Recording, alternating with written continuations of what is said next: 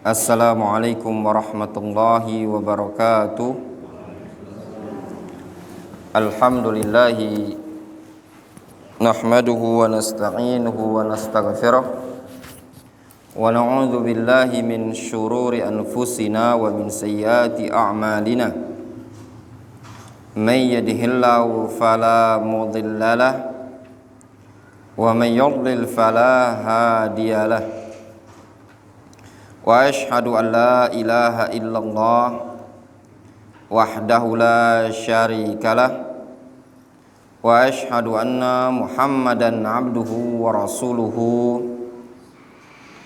sallallahu alaihi wa ala alihi wa ashabihi ajma'in, amma ba'd. Para jamaah hadirin rahimani wa rahimakumullahu jami'an.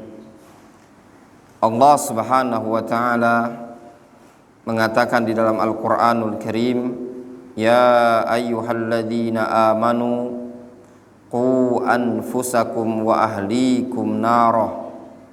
Wahai orang-orang yang beriman, jagalah diri kalian dan keluarga kalian dari nerakanya Allah Subhanahu wa ta'ala.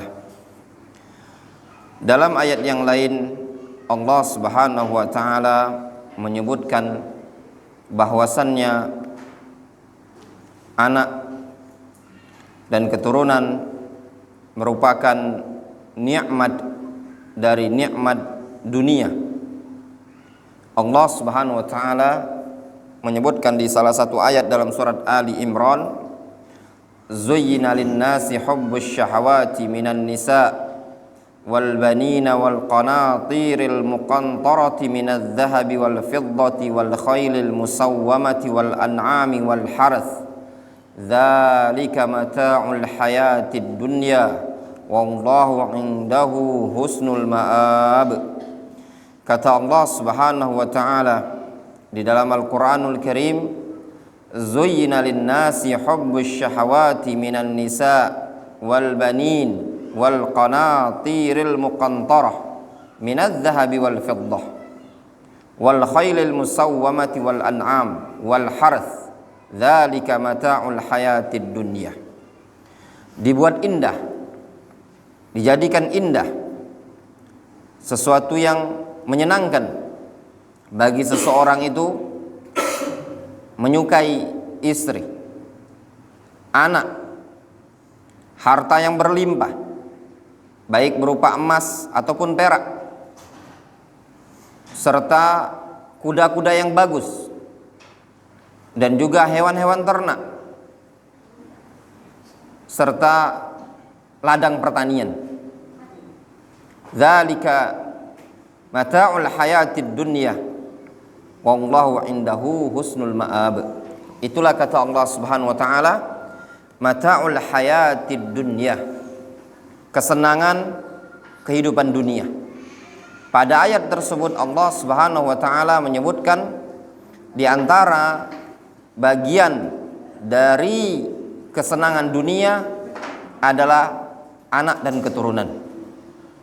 Anak dan keturunan ini para jamaah rahimani wa rahimakumullahu jami'an merupakan amanah dari Allah Subhanahu wa ta'ala. Namun di samping dia adalah amanah dari Allah Subhanahu wa ta'ala, anak dan keturunan juga merupakan fitnah, ujian yang Allah Subhanahu wa ta'ala tetapkan kepada kita sebagai Bani Adam, sebagai orang tua. Allah Subhanahu wa ta'ala menitipkan anak kepada kita sebagai bentuk kesenangan dunia. Namun ternyata di sisi lain, anak dan keturunan merupakan ujian yang Allah Subhanahu wa ta'ala tetapkan bagi Bani Adam. Dalam ayat Al-Quran Allah Subhanahu wa ta'ala menyebutkan tentang anak, innama amwalakum wa auladakum fitnah wallahu 'indahu ajrun 'azim. Kata Allah Azza wa Jalla, harta dan anak kalian adalah fitnah, ujian. Wallahu 'indahu ajrun 'azim.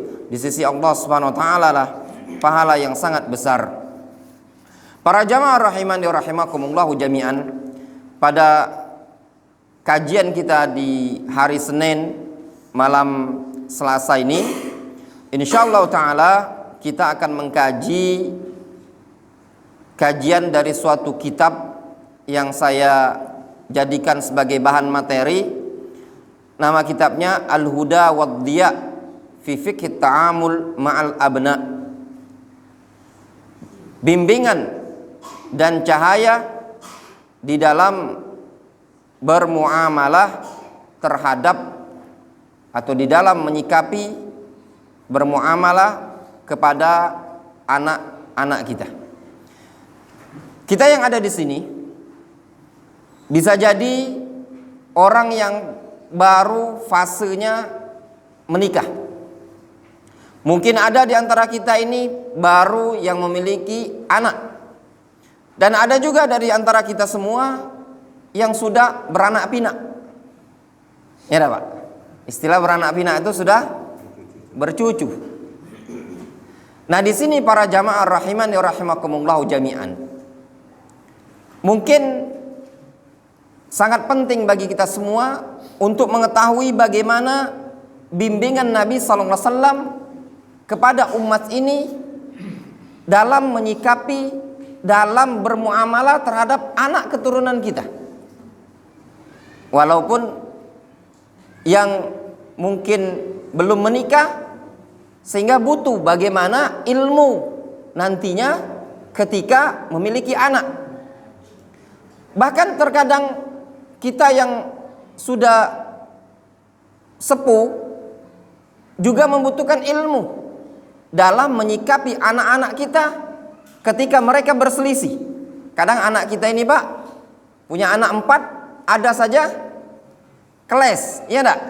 Kita sebagai orang tua harus bisa bagaimana sikap yang benar bimbingan Nabi sallallahu alaihi wasallam dalam membimbing mereka.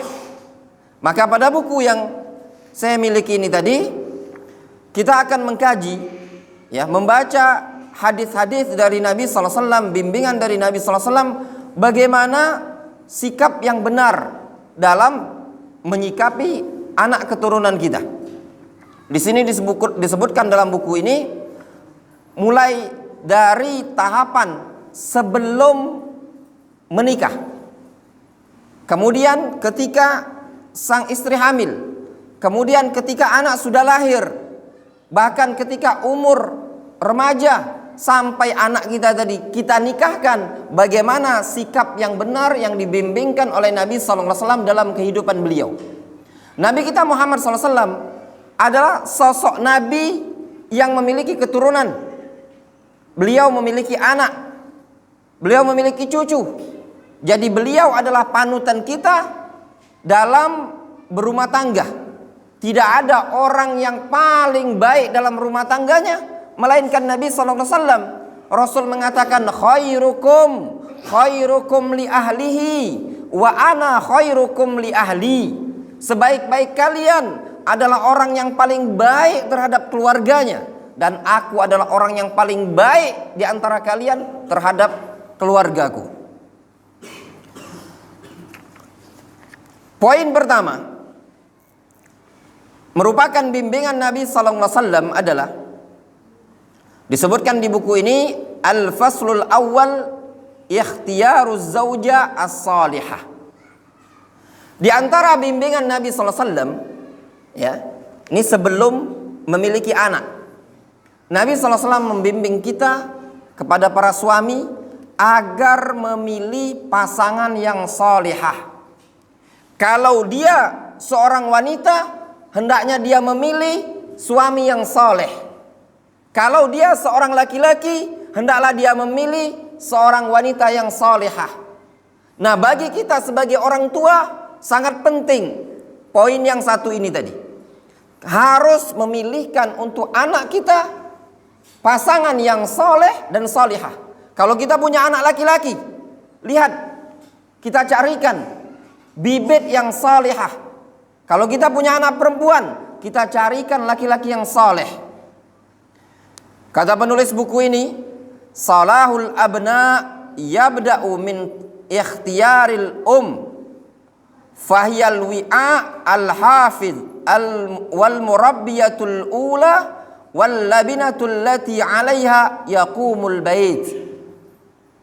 Kata penulis buku ini, yaitu Syekh Abdul Munzir Al-Haubani, beliau mengatakan salahul abna, kesolehan anak, yabda min ikhtiyaril dimulai dari memilih ibu.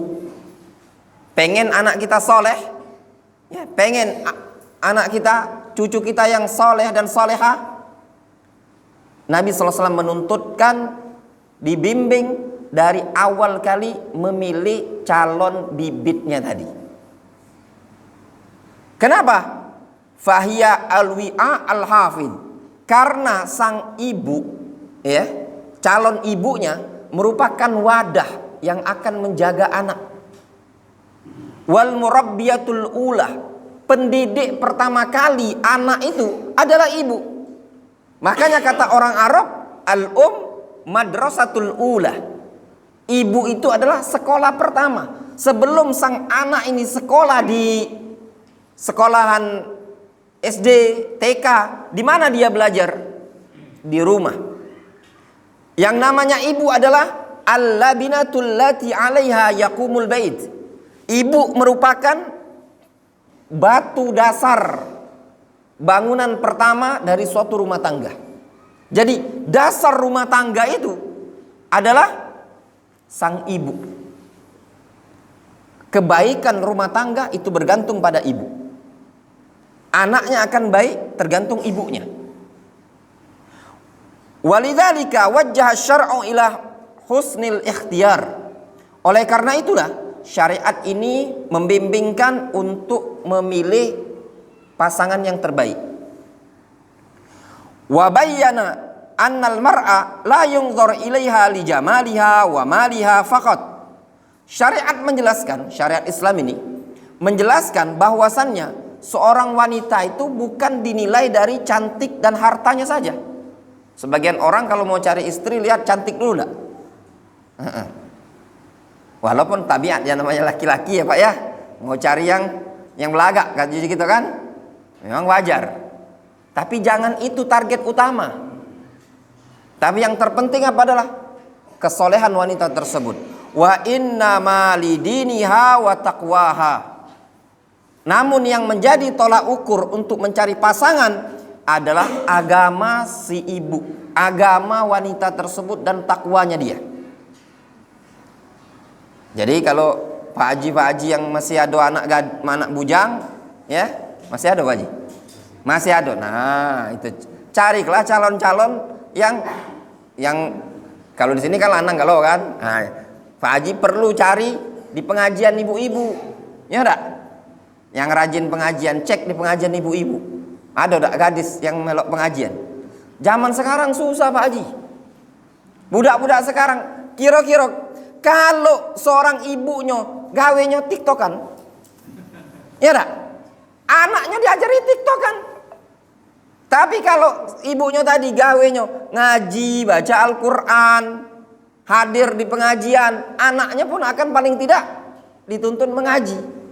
Kalau gawe emaknya tadi dari gadis karaokean terus, dapat anak diajaknya karaokean. Benak melok mak, mana mak? DJ, mama nak ada DJ. Di mana? Merah Mato. Ada DJ, organ tunggal. Anak 3 tahun jengok lah, maaf ya. Di sebagian tempat kita jengok lah ya, ngajak anak kecil, gendong anak ya. Ya dak? Anak kecil umur 3 tahun, 4 tahun nak dijengok, nyingak organ. Kadang mungkin anaknya pegang ke dulu, aku nak melok joget dulu di anu teh. Kondangan bawa anak. Anaknya suruh ya pegang dulu ya, mama nak juga, nah nyumbangkan sebuah lagu. Inilah gambaran ibu yang seperti ini adalah gambaran bagaimana nanti dia didik anak. Itu gambarannya tadi. Maka dalam syariat dianjurkan apa? Untuk kalau ingin anak kita atau cucu kita menginginkan seorang cucu yang masya Allah, yang baik.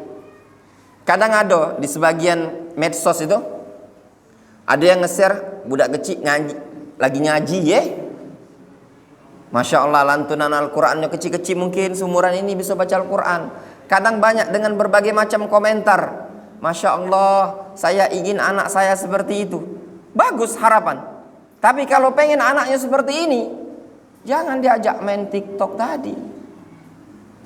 Nak pegangkan kamera. Mama nak live dulu. Ya tak? Nah, yang seperti ini tidak akan mendidik menjadi anak yang saleh atau salehah. Yaqulullahu subhanahu wa ta'ala qabla dzalik, Allah subhanahu wa ta'ala menyebutkan dalam Al-Quran, al-khabithatu lil khabithin wal khabithuna lil khabithat. Kata Allah azza wa jalla, al-khabithat lil khabithin. Wanita-wanita yang jelek itu dipasangkan oleh Allah dengan laki-laki yang jelek, sehingga pasangan itu merupakan cermin dari diri kita. Wal khabithuna lil khabithat. Sedangkan laki-laki yang baik, laki-laki yang buruk juga akan dipasangkan oleh Allah Subhanahu wa taala dengan wanita yang buruk pula. Wat thayyibatu lit thayyibin wat thayyibuna lit thayyibat. Kata Allah azza wa jalla, wanita yang baik akan Allah pasangkan dengan laki-laki yang baik. Laki-laki yang baik Allah akan pasangkan dengan wanita yang baik. Itu sudah merupakan ketentuan, ya. Kadang kita ini untuk yang lanang, Pak, kalau pacak itu nyari istri, aku pengen Ustadz nak nyari istri yang kira-kira Qori'ah. Ya tak? Qori'ah, suaranya merdu Ustadz, hafal Al-Quran. Bagus, cita-cita seperti ini, harapan siapa yang tak galak, ya tak? Cuman sama juga. Berarti levelnya itu kan kalau lah Qori'ah itu Pak, level ustazah ya Pak. Ya dia juga pasti mikirnya juga cak itu. Kalau pacak level Qori juga ya tak? Qori itu maksudnya yang Qori yang bisa ngaji itu Pak ya, bukan Iqra Qori, Iqra 1, Iqra 2 tadi. Itulah gambarnya tadi. Lihatlah kadang kita nyingok sebagian pasangan ya. Ada yang memang sudah Allah Subhanahu wa taala tetapkan. Orang yang buruk kadang pasangannya pun juga buruk. Di mana dapat bini itu? Ternyata pas dicek dapatnya di organ, Pak. Wajar. Maaf Pak ya. Kadang aku ada beberapa yang konsultasi. Ada masalah rumah tangga. Kadang ku tanya, di mana dulu kenalnya tuh tadi? Ternyata pas kan, memang dulu Ustaz sebelum pengajian dulu kenalnya juga. Ya di tempat-tempat yang bukan pengajian. Ternyata yang lanangnya dengan berjalan waktu Pak melok pengajian rutin ke masjid kan. Ya, nah ini solusinya ya diajak juga istrinya kan. Alhamdulillah kalau cak ini kan, nah, kawan-kawan yang pengajian di sini yang sudah bapak-bapak ini ya diajak juga istrinya tadi. Sehingga sama-sama berbenah diri supaya menjadi pasangan yang serasi. Kata Allah azza wa jalla, ulaika mubarrauna mimma yaqulun lahum maghfiratun wa rizqun karim. Mereka adalah orang-orang yang sudah Allah Subhanahu wa taala bersihkan dari apa yang telah Allah sematkan, dari apa yang mereka sematkan, lahum maghfiratun wa rizqun karim. Ya, mereka berhak mendapatkan ampunan dan rezeki yang baik. Kata penulis buku ini, fi hadhil ayah taqrirun liqaidatin azimah. Pada ayat ini yaitu surat An-Nur ayat 62 atau 26. Dalam surat An-Nur ayat ke-26 disebutkan, ayat ini merupakan penetapan suatu kaidah yang sangat mulia. Apa kaidahnya? Wahya annat thayyibin fi dinihim wa akhlaqihim yuwaffiqhumullahu lit-thayyibat. Suatu kaidah dalam Islam bahwasannya orang-orang yang baik agamanya dan bagus akhlaknya, maka Allah akan berikan taufik kepada dia untuk mendapatkan pasangan yang baik pula. Mohon maaf para jamaah, kalau lanangnya slow kalem, santun, insya Allah pasangannya juga cak itu. Kalau lanangnya galak ngegas, bininya juga ngegas. Itu suatu kaidah berdasarkan ayat Al-Quran ini tadi. Tidak mungkin minyak ketemu banyu bercampur. Air ya air, minyak ya minyak. Sehingga pasangan kita itu tadi cerminan diri kita. Kata para ulama, tidaklah seseorang itu bisa berteman melainkan pasti ada sifat yang mengikatnya. Katanya orang Arab, at-tuyur ala ashkaliha taqa. Burung itu akan bertengger dengan yang sejenis. Sehingga kita itu cocok, pasti ada sifat yang menyatukan. Nah, di sini kaidahnya. Bapak-bapak, ibu-ibu, kita itu dapat pasangan kita tadi sampai naik ke akad nikah dan terjadilah pernikahan, itu karena kan ada sifat yang dia bisa nerima kita, kita bisa nerima dia. Ada kecocokan dan keserasian. Sepakat tak Aliu? Sepakat? Sebab kalau tidak ada yang cocok dan serasi, tidak mungkin terjadi akad nikah. Kita bukan di zaman Siti Nurbaya dan Datuk Maringgi. Ini udah zaman Gen Z kata orang sekarang ini kan. Nah, kemudian ketika sudah tidak terjadi kecocokan lagi, maka apa yang terjadi dalam Islam? Biasanya perceraian.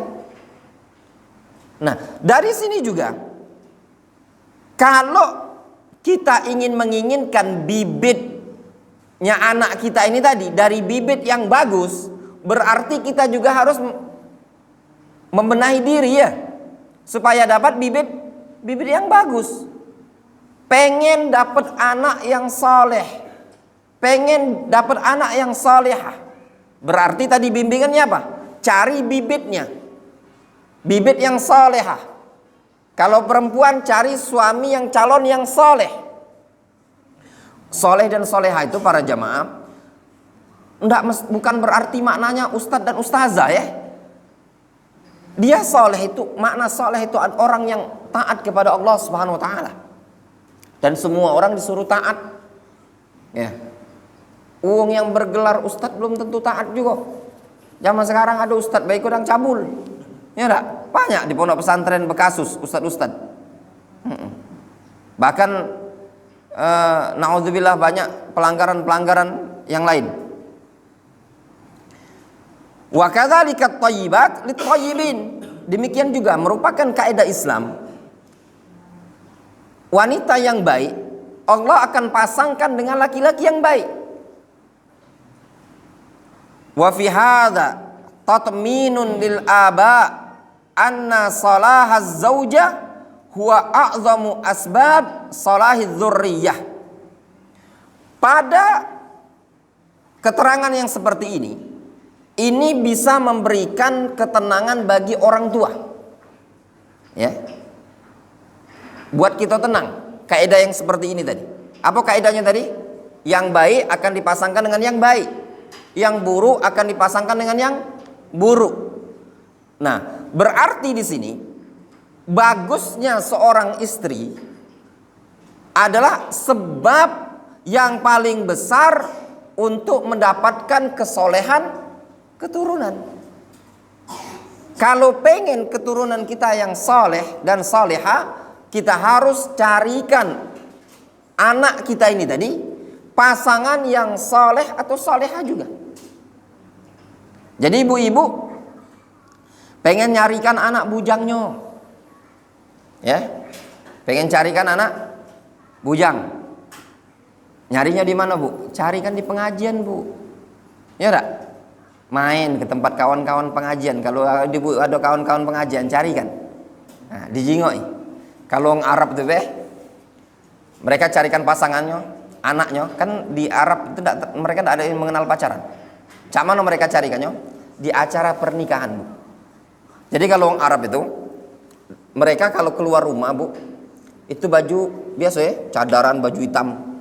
Nah pas udah sampai di ruangan khusus acara perempuan, misalkan ruangan gini, aula gini, itu cadar segala macam itu dilepas. Nah, itu keluar wanita-wanita Arab. Disitulah jadi momen bagi mereka untuk nyarikan pasangan untuk putranya. Nanti dilihat, oh ini ada namanya misalkan Fatimah. Anak siapalah Fatimah ini? Nanti dicek sama dia. Nanti kenalan lah, apa kabar nak? Ini tadi, oh biasalah ya di acara kondangan. Itu momen untuk nyarikan pasangan untuk anaknya. Dilihat cantik, kemudian kayaknya soleha. Nanti dicek keluarganya tadi. Ya, di Arab tuh tidak perlu banyak, yang penting banyak realnya, baik. Duit banyak, lancar. Itu yang mendukung tuh duit. Nggak kasih duit susah juga. Kita juga sama, Pak. Nah, karena yo namanya kehidupan, Pak. Kata istilah kami itu, kalau tidak kati fulus, hidup ini tidak mulus, Pak. Ya tak? Kemudian kalau Allah Subhanahu wa taala, Allah Subhanahu wa taala berfirman dalam surat An-Nur ayat ke-32. Kata Allah Azza wa Jalla, "Wa ankihul ayama minkum was-salihina min ibadikum wa imaikum."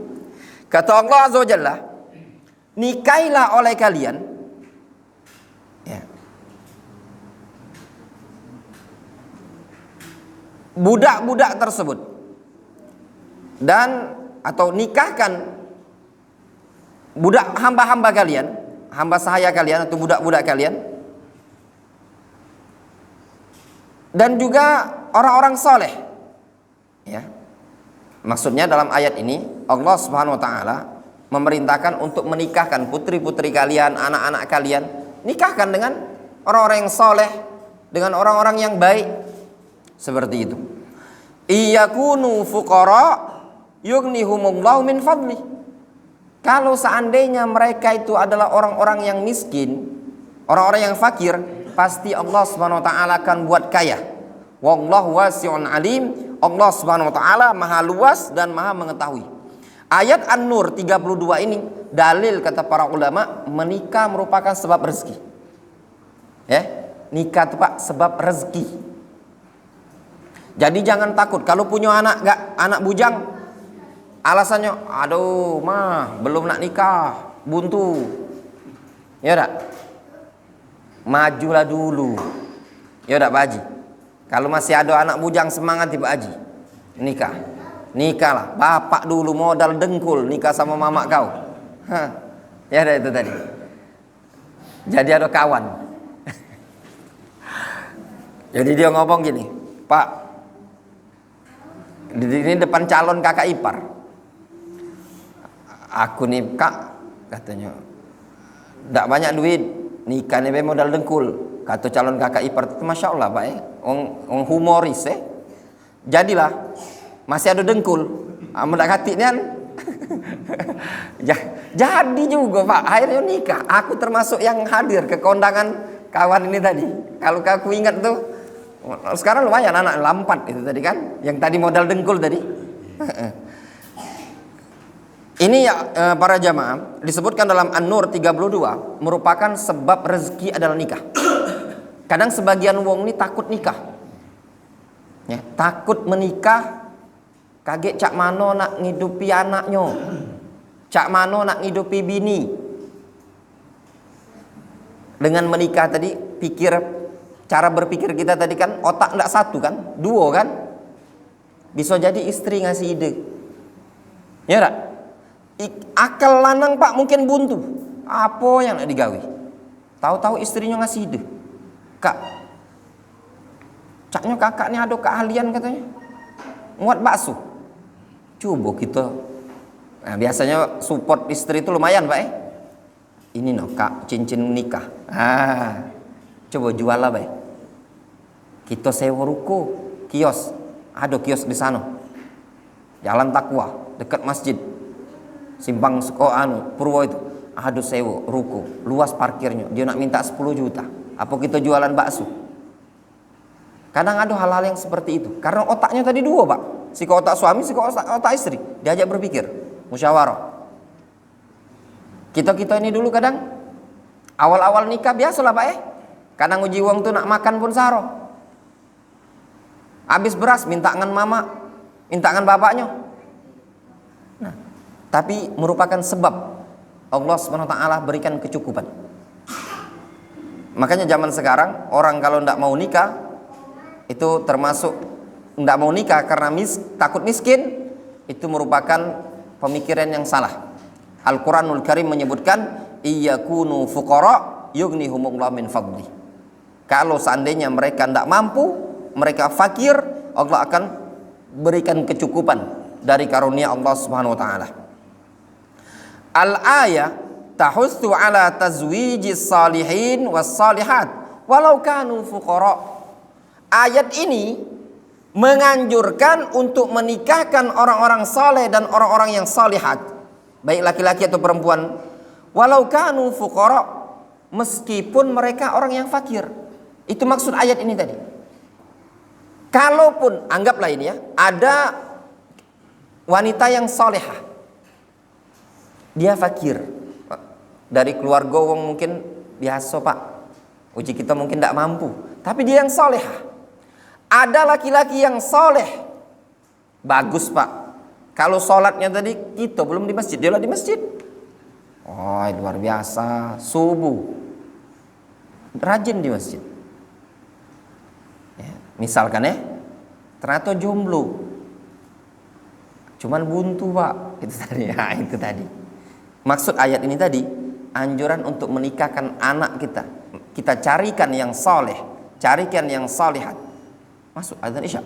Belum Kita carikan yang soleh dan solihat, meskipun mereka ini fakir. Jangan takut nikahkan anak dengan wanita yang solihah. Jangan takut nikahkan anak dengan laki-laki yang soleh, meskipun kelihatan fakir. Kenapa kata Allah Azza wa Jalla iyakunu fuqara? Kalau seandainya mereka adalah orang yang fakir, yughnihumullahu min fadli, Allah akan beri kecukupan dari karunia Allah Subhanahu wa taala. Takdir itu pak, kita tidak tahu, ya enggak? Saya punya kawan baik, subhanallah, sekitar 2022, ini 2025 baik, baru jalan 3 tahun masuk. Sekitar 2022 akhir ya, berjumpa sama dia itu November kalau tidak salah, di 2022.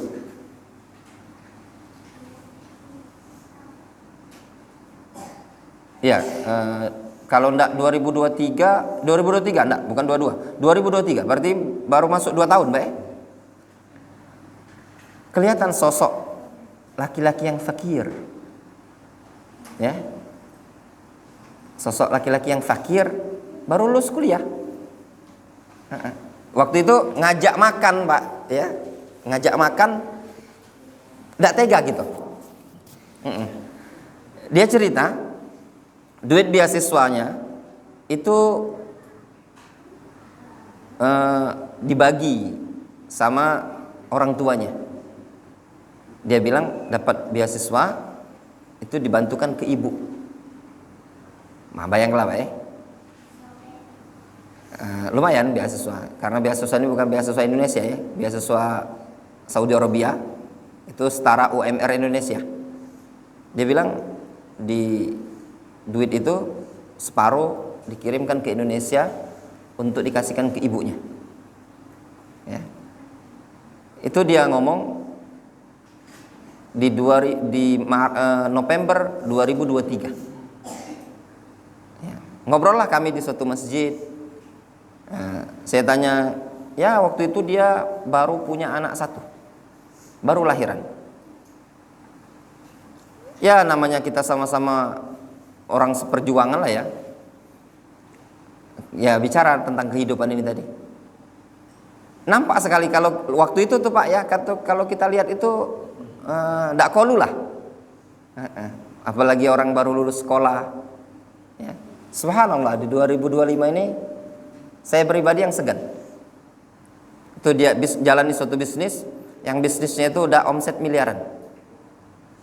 Bulanan itu bisa mendapatkan ratusan juta per bulan. Ya. Wah, ini ya namanya rezeki orang itu tidak bisa ditakar. Nah, jadi jangan menilai seseorang itu, oh dia ini orang yang miskin, oh dia orang yang tidak mampu. Itu semua Pak, kemiskinan mungkin di hadapan kita saat ini.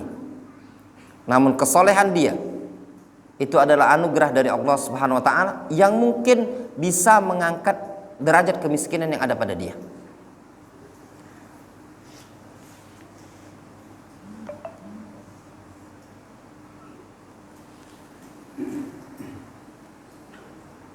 Di sini disebutkan di buku ini, falghani falghina min indillah amad din fahuwal asl.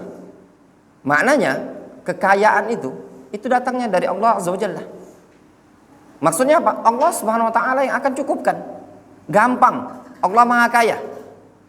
Adapun berkaitan dengan agamanya seseorang, itu sesuatu yang nempel pada orang tadi. Hukum asal yang perlu kita cari pada seseorang adalah kesolehan dia. Wa fi hadza isyaratun ila anna mi'yarul mal laisal asas fi bina'il usrah. Pada ayat ini ada isyarat bahwasannya barometer harta bukanlah pondasi dalam membangun rumah tangga. Jadi dalam membangun rumah tangga itu bukan pondasinya harta. Jangan wong ngelihat, wah Dio ini tadi, maaf ya zaman sekarang ini tadi, misalkan calon mantu ini tadi datang bermobil Alphard, ini enggak?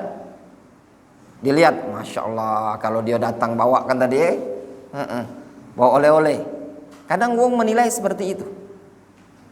Itu sesuatu yang kadang bisa Allah SWT balikkan dalam waktu sekejap. Namun yang terpenting, innama mi'yaruddin wassalah. Namun yang menjadi tolak ukur mencari pasangan adalah agama dan kesolehan seseorang. Wa an Abi Hurairah radhiyallahu anhu qala Rasulullah sallallahu alaihi wasallam.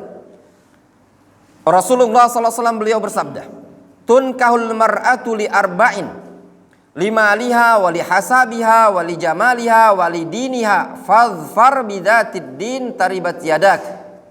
Kata Nabi sallallahu alaihi wasallam, wanita itu dinikahi biasanya dicari orang itu, wanita itu mau dinikahi, orang cari istri biasanya nyari karena ada 4 sebab.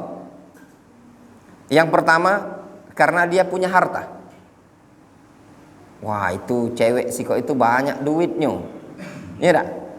Kebun bapaknya banyak kebun sawit, anak tunggal belum. Atau lihasabiha, karena kedudukannya, ternyata dia punya kedudukan, iya tak?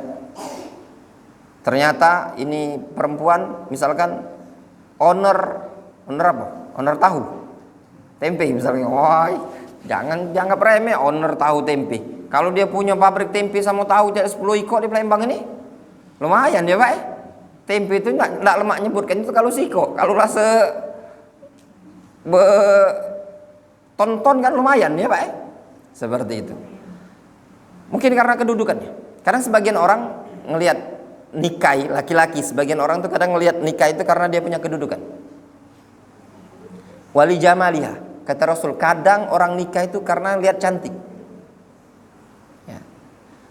Kemudian yang keempat kata Nabi sallallahu alaihi wasallam, terkadang orang menikahi seorang wanita itu lidiniha, karena agamanya.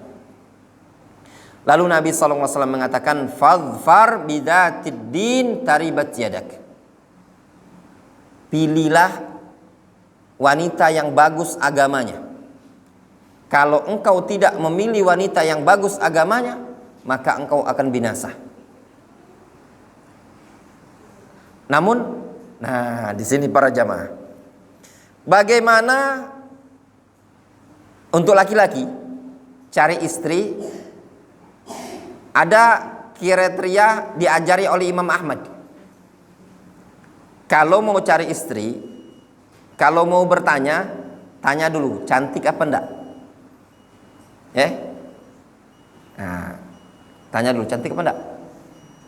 Jawabnya cantik. Sudah. Kalau udah cantik, cari baru tanya bagus enggak akhlak, bagus enggak agamanya. Ternyata informasi yang didapat itu perempuan tidak galak sholat 5 waktu.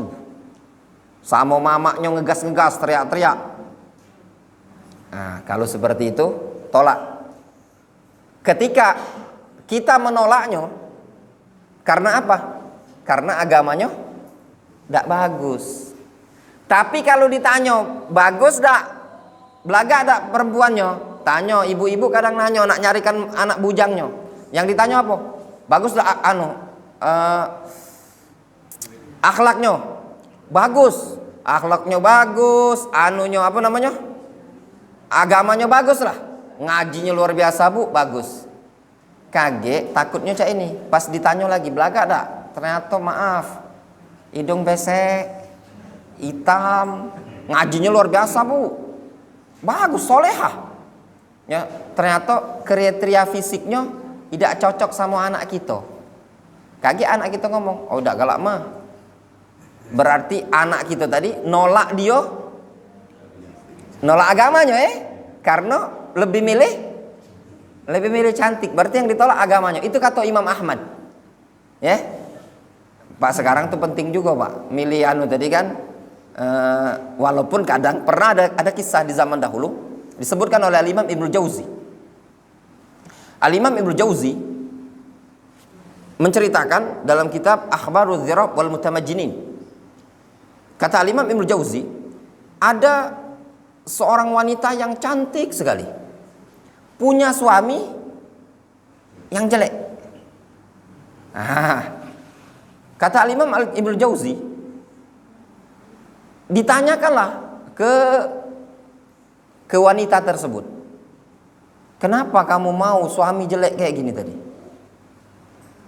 Kata perempuan tersebut, saya pilih dia supaya saya dimasukkan oleh Allah SWT dengan sebab pahala bersabar. Sedangkan dia supaya dimasukkan oleh Allah SWT ke surga dengan sebab pahala bersyukur. Karena surga dikhususkan untuk orang-orang yang sabar dan bersyukur. Nah itu tadi. Tapi kalau kita belum tentu sampai tingkatan cak ini tadi Pak seperti itu. Wallahu ta'ala. Sudah masuk Isya Mungkin kita cukupkan dulu sampai di sini. Habis salat Isya mungkin kalau ada pertanyaan Bapak Ibu, kalau ada pertanyaan mungkin kita bisa diskusi tanya jawab setelah salat Isya ya. Wallahu ta'ala a'lamu bissawab. Wa sallallahu ala nabiyyina Muhammadin wa ala alihi washabbihi ajma'in. Walhamdulillahirabbil alamin. Wassalamualaikum warahmatullahi wabarakatuh. Bismillahirrahmanirrahim. Assalamualaikum warahmatullahi wabarakatuh. Saya lanjutkan sedikit ya. Nanti baru ada pertanyaan. Disebutkan di sini wa fi hadzal hadits taujihun nabawi sarihun ila anna ad-din huwal mizanul arjah fi ikhtiyari zawjah wa anna al-fawz al-haqiqi fid dunya wal akhirah la yatahaqqaqu illa ma'al mar'atis salihah. Pada hadis yang kita baca tadi yang disebutkan wanita itu dinikahi biasanya karena 4 hal. Karena hartanya, karena kedudukannya, karena kecantikannya, dan karena agamanya. Nah, pada hadis tersebut ada pengarahan Nabi yang sangat jelas bahwasannya agama adalah timbangan yang paling jadi patokan di dalam memilih istri. Tadi kan Nabi SAW mengatakan apa? Fadfar bidzatid din taribat yadak. Kata Rasul, pilih wanita yang bagus agamanya. Jadi patokan atau tolak ukur dalam memilih pasangan adalah kesolehan seorang perempuan. Jadi ibu-ibu kalau mau carikan pasangan untuk istrinya, carikan yang soleh. Jadi jangan jingok lanangnya, mobilnya banyak, kebunnya banyak, kau sama si anu tuh beno, banyak kebun sawitnya, bukan. Tapi Nabi SAW menyebutkan apa? Cari yang soleh untuk laki-lakinya. Perempuannya juga cari yang solehah. Annal fauz al-hakiki, bahwasannya kebahagiaan atau kesuksesan yang hakiki di dunia dan di akhirat tidak akan bisa terwujud melainkan bersama istri yang salehah. Kebahagiaan dunia dan akhirat tidak akan bisa terwujud kecuali bersama istri yang soleh. Jadi bapak-bapak, ya, seorang suami tidak akan menjadi orang yang sukses di dunianya, demikian juga di akhirat, kecuali didampingi dengan istri yang soleh. Kita ini butuh seorang laki-laki butuh didampingi oleh wanita yang solehah. Seorang wanita butuh didampingi oleh laki-laki yang soleh. Bagaimana gambarannya? Digambarkan oleh Nabi Sallallahu Alaihi Wasallam. Kata Nabi Sallallahu Alaihi Wasallam, rahimallahu imro'an qama minal lail fasalla wa aiqadha ahlahu fa in abat nadhaha fi wajhiha alma. Kata Nabi SAW, Allah merahmati seorang suami yang bangun di malam hari, kemudian sholat, lalu dia membangunkan istrinya. Kalau istrinya enggan untuk bangun, diperciki di wajahnya air. Nah itu Pak Haji. Jadi kalau rumah kamu masih maaf ya, masih hidup ibu, alhamdulillah. Nah, ya. Kata Nabi SAW, Allah merahmati seorang suami yang ketika malam dia bangun, lalu ngajak istrinya bangun, sholat subuh, atau sholat witir, atau sholat tahajud. Kalau istrinya enggan, kata Nabi SAW tadi, diambilkan air, diperciki. Ingat, bahasa hadis perciki, bukan disirami. Kaget salah faham. Ya, bahasa Arabnya fanadhaha ala wajiha alma, diperciki di wajahnya air. Yang namanya perciki, yuk dibasahi sedikit, dipercik-percik cek ini. Kaget salah paham, disiram. Ustadz tidak bertanggung jawab kalau ada terjadi yang masuk rumah sakit lah, kena kapak bininya atau yang semisalnya. Nah itu bukan di luar materi pengajian kita, karena yang kita sampaikan itu merciki, supaya istrinya galak bangun. Kemudian bangun sholat bersama-sama. Luar biasa. Ya enggak? Di masa tua misalkan kita ngimami sholat tahajud, istri di belakang. Kemudian istri juga ternyata terbangun malam besoknya, kitanya tidak terbangun. Apa kata Nabi SAW? Rahimallahu imra'atan, Allah merahmati seorang wanita, yaitu seorang istri, qamat minal lail, yang bangun di malam hari, wa iqadat ahlaha, lalu membangun suaminya. Fa in aba nadhahat fi wajhi alma, kalau suaminya enggan bangun, diperciki di wajah suaminya air. Nah ini kan akan terwujud kebahagiaan di dunia dan di akhirat kalau sama-sama berdampingan dengan pasangan yang soleh dan solehah. Ya. Wa an Abdullah ibni Amr ibn al-As radhiyallahu anhuma anna Nabiyya sallallahu alaihi wasallam qala, dari Abdullah ibnu Amr ibn al-As bahwasannya Nabi sallallahu alaihi wasallam beliau bersabda, ad-dunya mata'un wa khairu mata'id dunya al-mar'atus salihah. Dunia itu adalah kesenangan. Kata Rasul, dunia ini kesenangan. Dunia ini tempat bersenang-senang. Betul apa enggak? Betul. Banyak kenikmatan di dunia ini yang kita bisa beladas.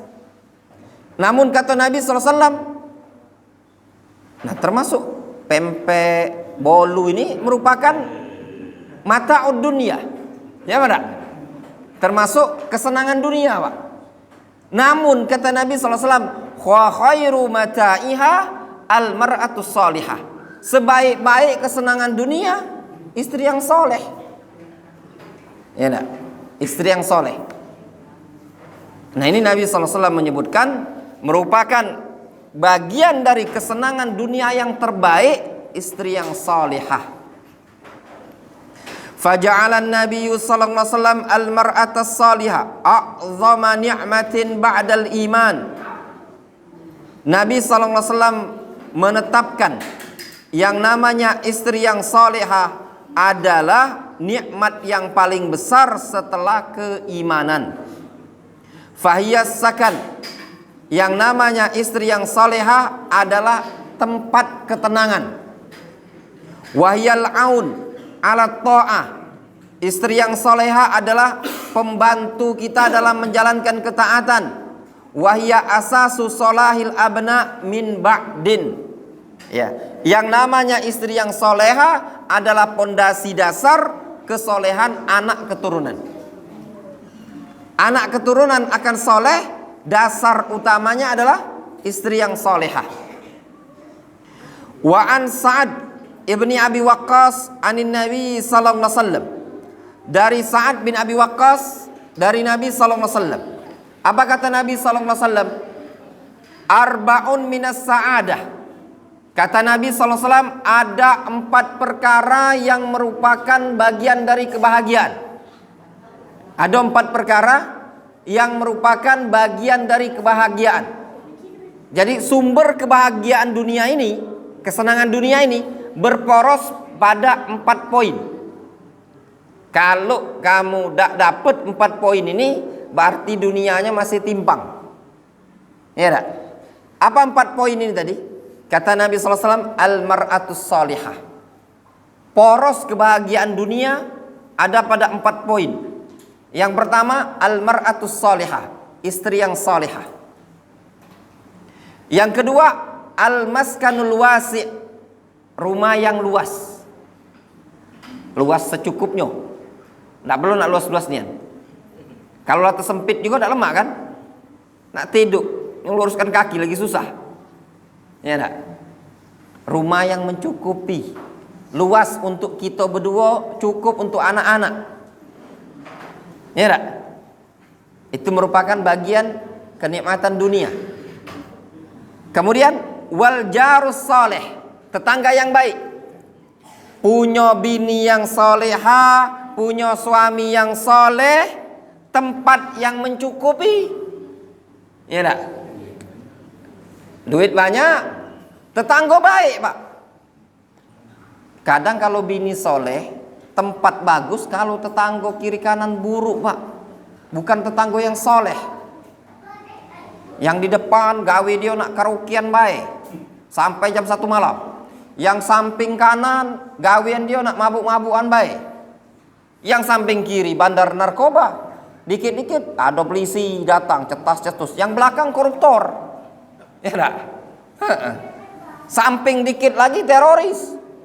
Tim gegana. Pokoknya rumah ini tadi, kalau udah gegana, kalau udah KPK yang mantaunya tadi, rumah kita pun tidak nyaman. Dikit-dikit ketemu KPK, keluar masuk gang ini tadi. Dikit-dikit ketemu tim gegana Densus 88. Ternyata yang samping sikonya lagi rentenir.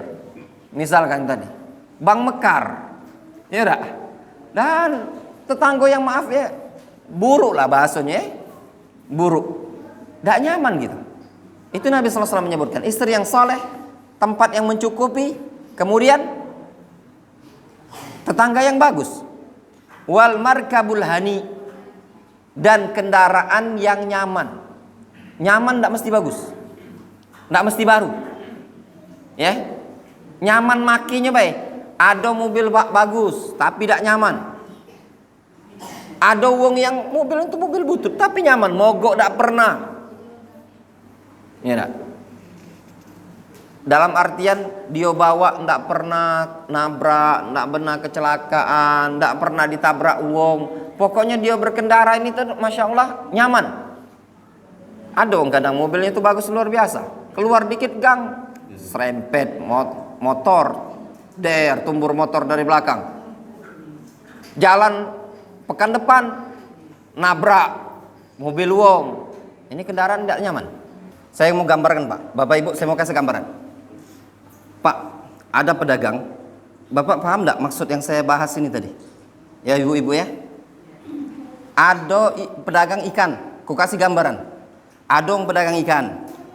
Ikannya ini tidak segar, busuk, ya, jelek ikannya. Terus ada yang dagang ikannya bagus, ya tak? Ibu pilih yang mana? Yang bagus. Kalau ada wong lah ada di rumahnya, ada ikan lah telanjur busuk, sikap kita cak mana? Kita olah kan? Nah itulah gambaran pengajian gue tadi, Bu. Makanya tema kita ini yang disebutkan dalam hadis ini, langkah kita sebelum dapat pasangan, langkah kita sebelum nyari menantu. Amon kita lah punya menantu, kebetulan menantu kita ini tadi bandit, kewajiban kita ngeluruskan bandit jadi kiai, ya tak? Nah, tak kan mungkin, bukan kita ini bukan pasrah dengan takdir, sudah kita terima baik, ya tak? Kita masuk dealer mobil, beli mobil second, beli mobil baik, tanya bagus apa tidak? Iya dah Pak, dicek mesin tak? Inilah Bu gambaran. Jadi pengajian kita ini tadi, Bapak Ibu sekalian, mohon maaf, langkah mencarikan pasangan sebelum kita ini dapat menantu. Bukan kita dibasing cari penantu, kalau cak itu tak kati kelar. Tak kan mungkin kita galak. Ibu galak tak? Punya menantu, maaf, bandar narkoba. Tentu tak galak. Yang gawenya punya menantu ternyata terjerat kasus korupsi. Tentu tak galak kan? Ya bener Pak, kalau yang cak itu kita masalahnya Pak kita dulu tidak sholat, kita juga tidak pengajian, kita ini juga banyak maksiat, butuh proses. Masalah prosesnya itu Pak belakangan. Proses itu belakangan Bu. Tapi langkah utama kita pertama, kalau aku pribadi Pak mobil ini bagus apa tidak? Uang ini bagus apa tidak? Kita jengok di awalnya baik dulu. Ya tak?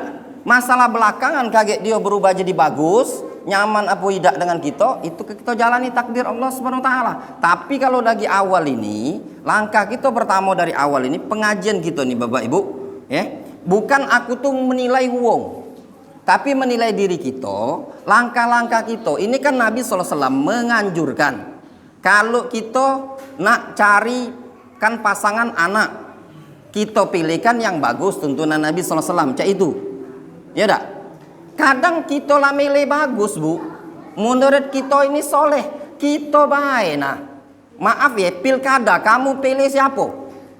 Uji kamu bagus lah, inilah nah yang calon kami top nomor 1.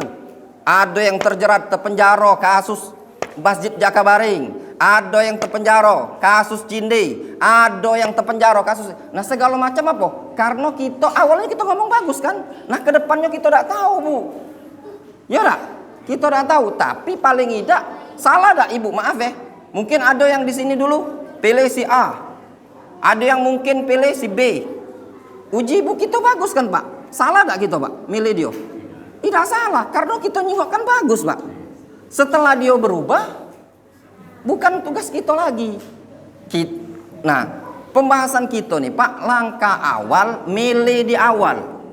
Mohon maaf Ibu milih di awal. Ibarat, nah, milih di awal. Kalulah kita pilih, Bu, misalkan tadi contoh, milih buah lah, pilih yang bagus, lah dijingok lah bagus nian, sampai di rumah, masem, sabar. Itulah takdir Allah Subhanahu wa taala. Kita syukuri baik, kita sabari. Nah, Nabi SAW menuntun kita dari sisi luarnya baik. Nabi tidak mengajari kita untuk di ujung. Ya tak? Jadi sama Bu kita nyengolahkan anak kita, harapan kita apa? Anak kita jadi baik, jadi benar. Tapi ternyata ada uang yang anaknya ternyata di belakangnya ke ujungnya tidak bagus. Kan bukan uang tuanya tidak salah, uang tuanya lah menempuh cara. Itu tadi. Sama cak kita berobat. Kita berobat itu langkah awal kita cari dokter, cari obat. Tapi kita lah berobat, kita masuk rumah sakit, kita lah cari dokter, cari obat, ternyata kita tetap tidak sembuh-sembuh. Apa yang kita lakukan? Bersabar terhadap penyakit tersebut, bersyukur atas anugerah Allah SWT. Nah, itu pembahasannya kaget. Mungkin minggu depan, minggu berikutnya. Ya enggak? Nah, bagaimana cara cara kita menyikapi anak kita yang maaf sebagian anak kita nih kadang tidak galak nurut dengan kita, Bu. Sebagian kita yang nikah ini kawan-kawan pengajian, kadang bini kita tidak nurut dengan kita, ya enggak? Kadang ibu juga punya laki yang mungkin tidak galak nurut dengan ibu. Nabiullah Nuh alaihissalam, bininya muslim apa kafir? Kafir. Ya enggak? Istri Fir'aun itu manusia paling kafir. Istrinya solehah. Ya enggak? Nah, ada pembahasannya kaget, kita bahas bagaimana sikap yang bijak dan sikap yang benar kalau ternyata istri dan pasangan kita dan anak kita ini ternyata tidak sejalan dengan kita. Itu diajarkan juga dari Nabi SAW. Nah, beliau Pak Haji ini tadi benar yang diomongkan oleh Pak Haji tadi, Bu. Cuman bukan malam ini pelajaran kita. Ya enggak? Kaget malam berikutnya. Nah, untuk malam ini tadi, mohon maaf aku menyingkat waktu. Nah, pembahasannya ku pendekkan ringkasnya, ibarat kita nak beli barang. Bayang? Nak beli barang, kita harus milih yang bagus. Nah, kalau kita nak carikan pasangan anak kita ini tadi, jelas kita nak pilih yang bagus, pilih yang baik. Itu baik dulu. Nabi SAW menyarankan pilih yang bagus. Nah, kalau mohon maaf kadang kita ini telanjur. Ada wong lagi kesel. Ya mau tahu cak itu tadi. Ndak ku kawin kan kau. Mau tahu laki kau ni mak ini. Kalau uji ibu-ibu kadang kesel sama menantu kau lah aku tahu bini kau mak ini. Ndak akan kusubur kau. 5 tahun kau bini dengan dia. Emak tak adalah kadang kesal-kesal dengan nama anak Nah, Nabi SAW juga menuntun. Kan lah takdir tadi kan? Lah takdir. Beliau kata Pak Haji tadi benar, lah takdir. Nah, di situ juga Nabi kaget menuntun. Ya, bagaimana caranya dalam bimbingan Islam dalam menyikapi anak dan keturunan kita yang seperti itu. Itu dituntun oleh Nabi SAW. Contoh dalam kehidupan. Nabi SAW punya paman. Siapa sibuk yang tidak pengen punya paman orang yang soleh? Ya tak? Punya anak orang yang soleh. Ternyata Nabi SAW punya paman. Paman beliau tidak galak beriman. Siapa paman beliau? Abu Jahal, Abu Lahab. Ya tak?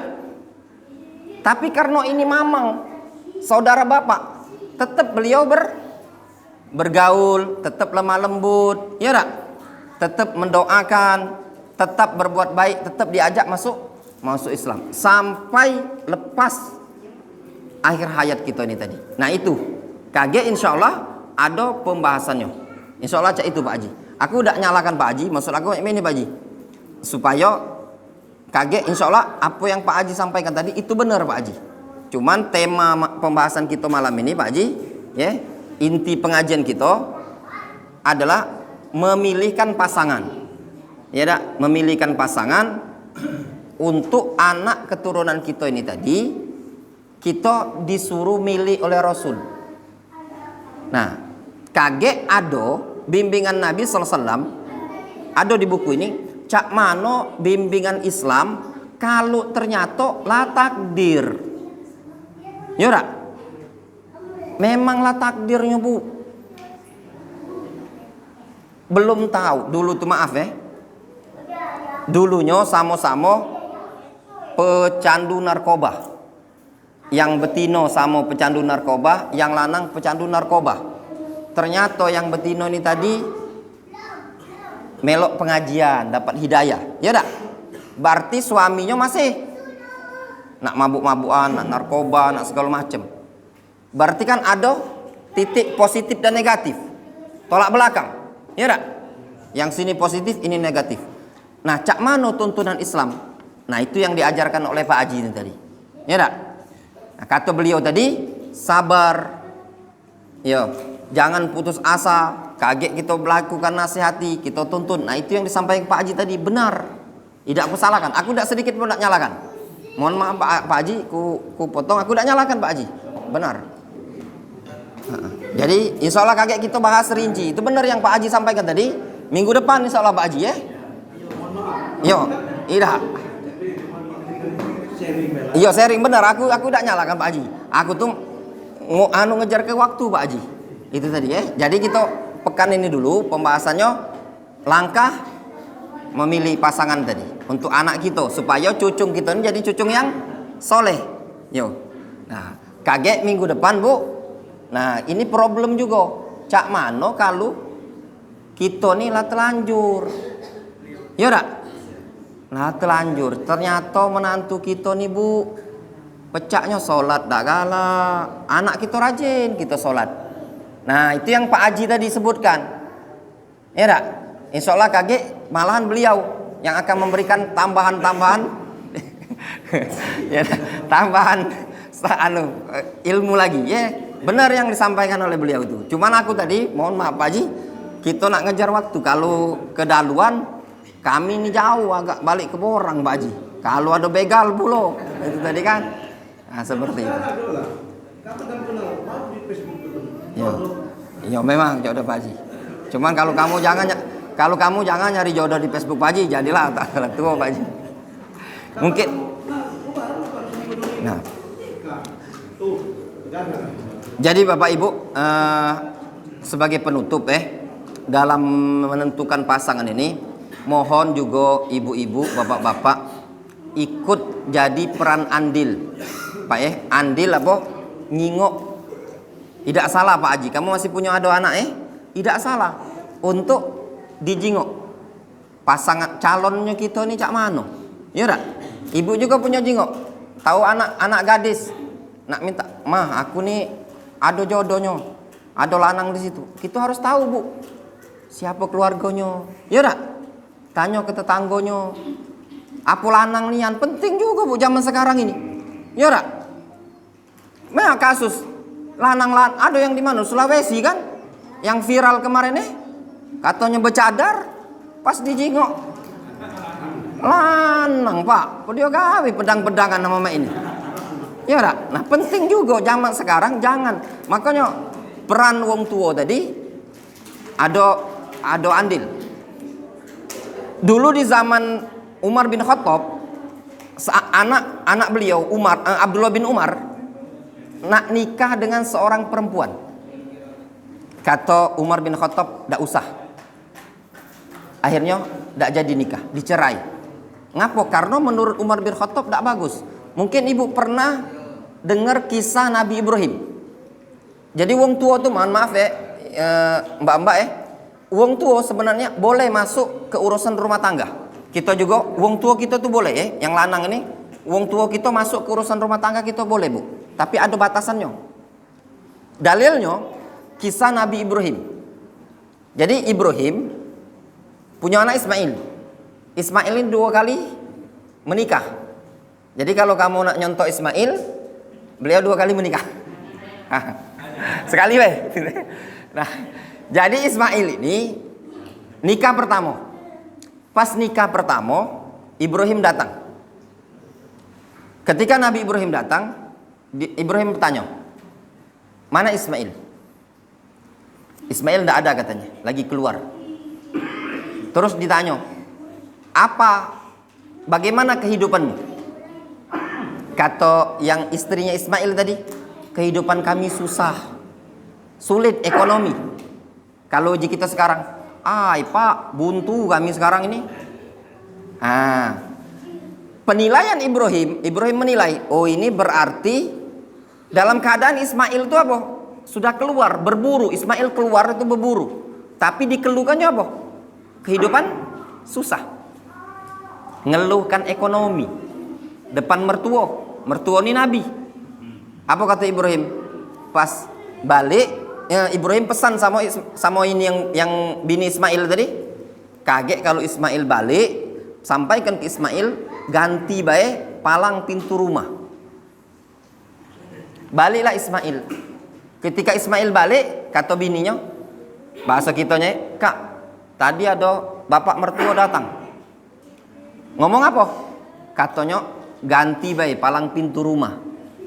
Oh, yang datang tadi bapakku Ibrahim, maknanya ceraikan biniku. Langsung Ismail ceraikannya. Kata Ismail, kau ku ceraikan.